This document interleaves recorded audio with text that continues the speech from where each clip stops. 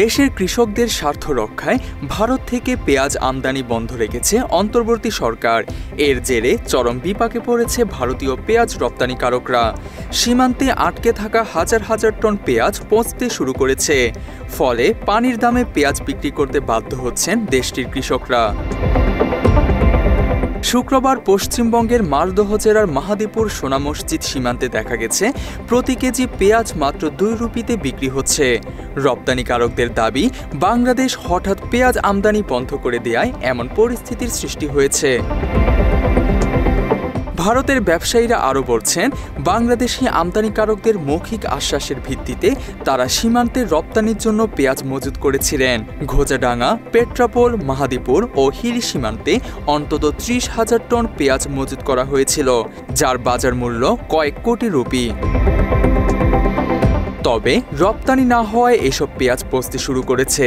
ফলে ক্ষতি কমাতে ব্যবসায়ীরা প্রতিদিন শতাধিক শ্রমিক দিয়ে ভালো পেঁয়াজ থেকে পচা পেঁয়াজ আলাদা করছেন। সাধারণত মাহাদীপুর সীমান্ত দিয়ে প্রতিদিন 30 থেকে 35 ট্রাক পেঁয়াজ বাংলাদেশে ঢোকে। সেই হিসেবে ভারতীয় ব্যবসায়ীরা শুধু এই সীমান্ত এলাকাতেই প্রায় 20,000 টন পেঁয়াজ মজুত করেছিলেন। কেজি প্রতি 22 রুপিতে কেনা সেসব পেঁয়াজ এখন বিক্রি হচ্ছে মাত্র 2 রুপিতে। এমনকি এমন দামেও কেউ কিনছে না পেঁয়াজ। ফলে পচা পেঁয়াজ ফেলতে হচ্ছে সড়কে। 16 নভেম্বর এক নোটিশে বাংলাদেশ জানিয়েছে, কৃষি সম্প্রসারণ অধিদপ্তর ভারতীয় পেঁয়াজের আমদানির অনুমতি সীমিত করেছে। এই বিষয়ে এক ভারতীয় ব্যবসায়ী বলেন, তারা কেউ 50 ট্রাক, কেউ 70 ট্রাক পেঁয়াজ মহারাষ্ট্রের নাসিক এবং ইন্দোর থেকে কিনে বড় লরিতে করে মালদহের গুদামে এনেছে। ফলে বর্তমানে সেগুলো বিক্রি করতে না পেরে সব মিলিয়ে আর্থিক ক্ষতির পরিমাণ দাঁড়িয়েছে প্রায় 1100 কোটি রুপি। এই বিষয়ে আন্তর্জাতিক নিরাপত্তা বিশ্লেষক এবং সাবেক সেনা কর্মকর্তা মেজর ডেল এইচ খান বলেছেন, ভারত থেকে পেঁয়াজ আমদানি বন্ধ সরকারের ভালো সিদ্ধান্ত। এর মাধ্যমে বাংলাদেশের খাদ্যে স্বয়ংসম্পূর্ণ হওয়ার পথ আরো সুদৃঢ় হবে। বাংলাদেশ তো একটা কৃষি প্রধান দেশ। আবহাওয়ার কাল ধরে আমরা তো কোনো কিছু আমদানি করতাম না, খাদ্যশস্য। আমাদের দেশে যে খাদ্য উৎপন্ন হতো সেই খাদ্যের উপরই আমরা বেঁচেছিলাম শত শত বছর ধরে। আমাদের নদীতে মাছ আছে, প্রোটিনের উৎস, সেই মাছ দিয়ে আমরা ভাত খেতাম। সুতরাং আমাদের কারো উপরে নির্ভরশীলতা ছিল না। বাংলাদেশ সব সময় একটা স্বাধীন চেতা জাতি কেন ছিল? কারণ আমাদের কারো উপরে কোনো কারণে পরনির্ভরতার প্রয়োজন হচ্ছিল না। আমাদের দেশের মসলিন বাইরে রপ্তানি হতো। আমাদের দেশের মসলিন যখন বাইরে রপ্তানি হতো তখন কয়টা আইটেম আমরা আমদানি করতাম? 0। আমাদের পাশেই আছে সমুদ্র, সেখান থেকে আমরা আমাদের লবণ পেতাম। নদীতে আছে মাছ, খেতে আমার ধান চাষ, পেঁয়াজ, মরিচ, এগুলো তো প্রত্যেক কৃষকের নিজস্ব আঙিনার আশেপাশে চাষ হতো। আদা, তেজপাতা। সেই বাংলাদেশকে কে চেঞ্জ করছে? সেই বাংলাদেশকে কিভাবে গত 15 বছরে হঠাৎ করে এইরকম অনুভবের ভিতরে নিয়ে আসা হইল যে ভারতীয় পেঁয়াজ ছাড়া আমরা পেঁয়াজ না খেয়ে মারা যাব? তাহলে এইটা হচ্ছে পরিকল্পিতভাবে অর্থনৈতিক একটা ডিপেন্ডেন্সি বা নির্ভরশীলতা তৈরি করার গ্র্যান্ড স্ট্র্যাটেজি ছিল। সেই গ্র্যান্ড স্ট্র্যাটেজির অংশই ছিল পেঁয়াজ নির্ভরশীলতা। এই গ্র্যান্ড স্ট্র্যাটেজির অংশই হচ্ছে চিকিৎসার জন্য আমাকে ভারত যেতে হবে। সুতরাং পেঁয়াজ প্রসঙ্গে আমি যেটা বলবো, যে ভারতীয় পেঁয়াজ চাষিদেরকে নতুন করে ভাবতে হবে। তাদের প্রতি আমাদের সহানুভূতি আছে, কিন্তু আমাদের পেঁয়াজ চাষিদের বেঁচে থাকাটা আমাদের জন্য বেশি গুরুত্ব। মাত্র 30% টাকায় জমির মালিক হয়ে নতুন বাংলাদেশের গড়ে তোলার স্বপ্ন দেখা বাংলা বসতি। এদিকে বাংলাদেশের সড়কপথ ব্যবহার করে ভারতের ভেতর দিয়ে ভুটানকে ট্রান্সশিপমেন্টের পণ্য নেয়ার অনুমোদন দেয়নি ভারত। ফলে থাইল্যান্ড থেকে জাহাজে করে ভুটানের আনা পরীক্ষামূলক ট্রান্সশিপমেন্টের পণ্যের চালান লালমনিরহাটের পাটগ্রাম উপজেলার বুড়িমারি স্থলবন্দরে আটকে আছে।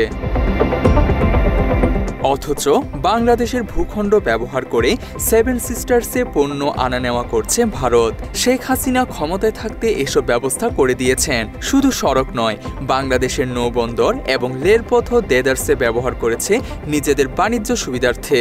নামমাত্র টোল ফি দিয়ে এদেশের সড়ক, নৌ এবং রেলপথ ব্যবহারে ক্ষতিগ্রস্ত হয়েছে ঢাকা। এরপরও ফ্যাসিস্ট হাসিনা ক্ষমতায় থাকতে বলেছেন তিনি ভারতকে যা দিয়েছেন তা তারা সারা জীবন মনে রাখবে। আর কারো কাছে চাওয়ার অভ্যাস আমার একটু কম, দেওয়ার অভ্যাস বেশি। আমরা ভারতকে যে দিয়েছি সেটা ভারত সারা জীবন মনে রাখবে। এখন প্রশ্ন উঠেছে, হাসিনা ক্ষমতায় না থাকায় ভারত কি সব ভুলে গেল? অর্থাৎ হাসিনাকে ক্ষমতায় না রাখতে পেরে কৌশলে বন্ধ করেছে করিডোর, এমনকি হরহামেশাই দিচ্ছে রপ্তানি নিষেধাজ্ঞা। এই নিয়ে সামাজিক যোগাযোগ মাধ্যমে চলছে তুমুল সমালোচনা। বিষয়টির কঠোর সমালোচনা করে ফেসবুকে পোস্ট দিয়েছেন নিরাপত্তা বিশ্লেষক ডেল এইচ খান। তিনি লিখেছেন, বাংলাদেশ একটা মাত্র কন্টেইনার ভুটানে পাঠাতে চেয়েছিল, ভারত না করে দিয়েছে। অথচ হাসিনা ভারতকে যা দিয়েছিল তা নাকি তারা ভুলতে পারবে না জীবনেও। 6 বছর দিল্লি থেকে হাসিনা রয়ের যে ট্রেনিং পেয়েছিল তা দিয়ে পাক্কা 22 বছর রাজ করেছে। ট্রানজিট, ট্রান্সশিপমেন্ট আর করিডোরের নামে রেলপথ, সড়কপথ, নৌপথ, আকাশপথ সব খুলে দেওয়া হয়েছিল যেন মেইনল্যান্ড ইন্ডিয়া থেকে সাই করে দাদারা সিস্টার্সে আসা যাওয়া করতে পারে। এই বিষয়ে মেজর ডেল এইচ খান বলেন, বিশ্ব বাণিজ্য সংস্থার নিয়ম অনুযায়ী কোনো দেশের সমুদ্র বন্দর না থাকলে এর পার্শ্ববর্তী দেশের বন্দর ব্যবহার করতে পারবে। অথচ ভারত এই নিয়ম উপেক্ষা করার মাধ্যমে মূলত আন্তর্জাতিক আইন লঙ্ঘন করছে। পৃথিবীর যে ব্যবসা বাণিজ্যের চুক্তি এবং যে অন্যান্য নিয়ম কানুনগুলো আছে এগুলো ডব্লিউটিওর চুক্তির মাধ্যমে সম্পন্ন হয়ে থাকে। যে ডব্লিউটিওর আইনে বলা আছে যে কোনো দেশের যদি সমুদ্র সীমা না থাকে, সমুদ্র বন্দর না থাকে, তাহলে ওই রাষ্ট্রের নিকটবর্তী কোনো রাষ্ট্রের যদি সমুদ্র বন্দর থাকে তাহলে সেই সমুদ্র বন্দর দিয়ে সে পণ্য আনা করতে পারবে। মানে কি? মানে হচ্ছে আজকে যদি ভুটানের একটা নির্দিষ্ট আইটেম আমদানি করার প্রয়োজন হয়, কথার কথা ক্লিংকার, তাহলে এই ক্লিংকার সে আমদানি করার জন্য তার নিকটস্থ নিজস্ব কোনো সমুদ্র বন্দর নাই, কারণ ভুটান একটা ল্যান্ডলক কান্ট্রি, তার আশেপাশে সমুদ্র নাই। তাহলে ভুটানের চারপাশে কারা আছে? ভুটানের চারপাশে আছে ইন্ডিয়া, আর ইন্ডিয়ার পরে আছে বাংলাদেশ। সুতরাং বাংলাদেশের আছে চট্টগ্রাম বন্দর। চট্টগ্রাম বন্দর থেকে সে যদি এই পণ্য খালাস করিয়ে তারপরে ইন্ডিয়ার অংশের উপর দিয়ে গাড়ি চালিয়ে ভুটানে নিয়ে যায়, এইটা দিতে যে কোনো রাষ্ট্র বাধ্য। কিন্তু ইন্ডিয়া কিন্তু এই শর্তটি মানল না, এটা হচ্ছে গায়ের জোরে। এই ক্ষেত্রে আগামী প্রজন্মকে ভারত বিরোধী হতেও পরামর্শ দিয়েছেন তিনি। তানজিম হাসান, বাংলা এডিশন।